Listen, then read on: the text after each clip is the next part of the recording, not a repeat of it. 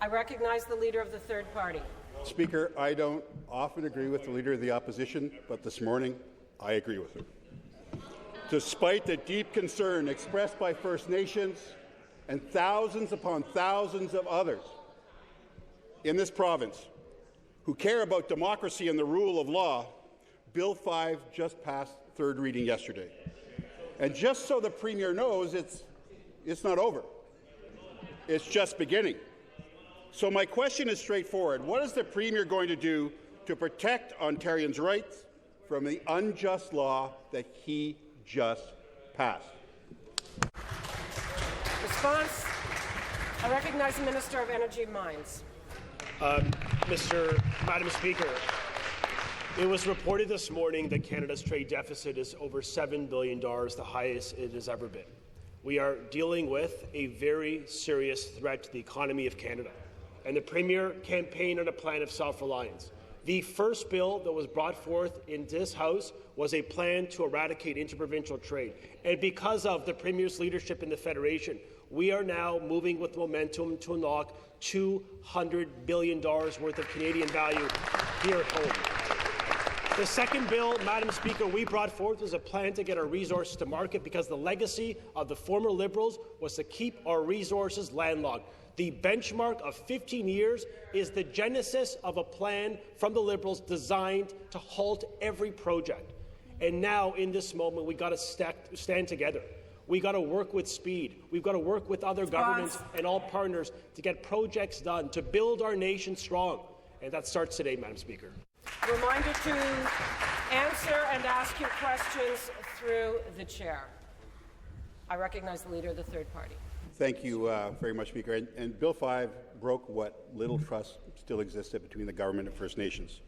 And the Premier had an opportunity to reverse course.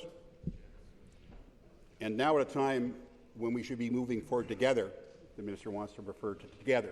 We're not moving forward together. The Premier, he's divided us.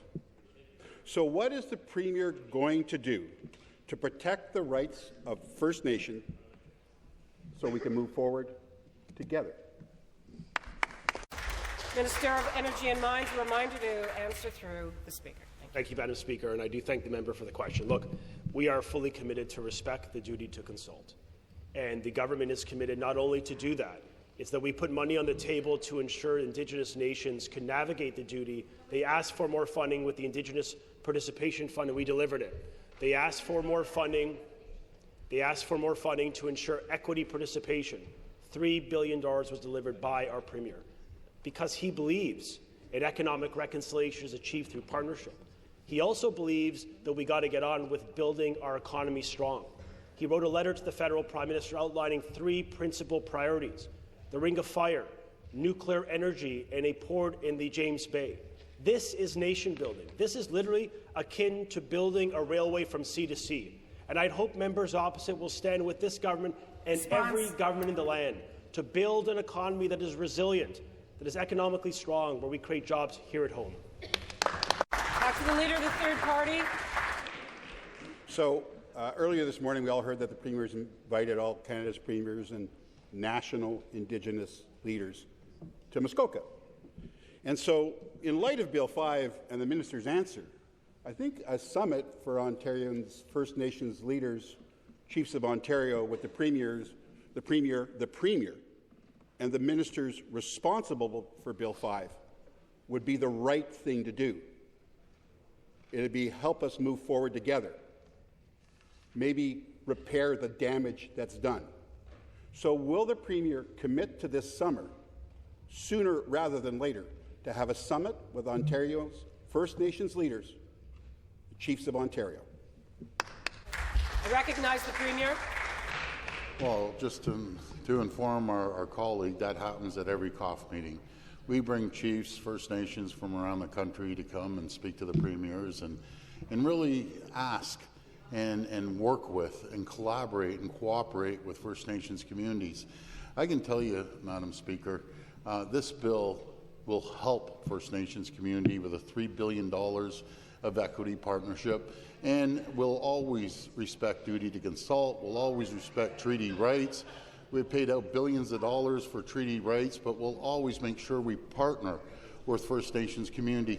Madam Speaker, every speech I said during my election, I included First Nations communities.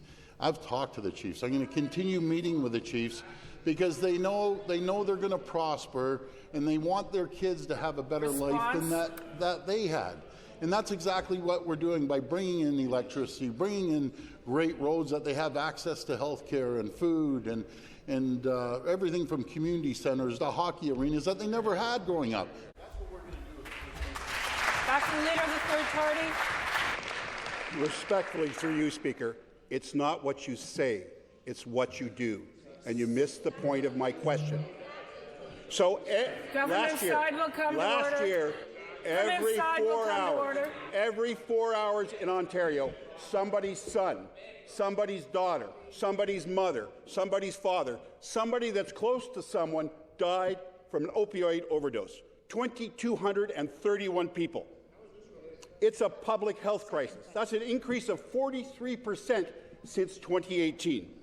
Yet, Ontarians have not heard a peep from the Chief Medical Officer of Health. That, in a public health crisis, because this is astounding. So why is it that the Minister will not allow the Chief Medical Officer of Health to speak to Ontarians about the opioid crisis? Recognize the Minister of Health.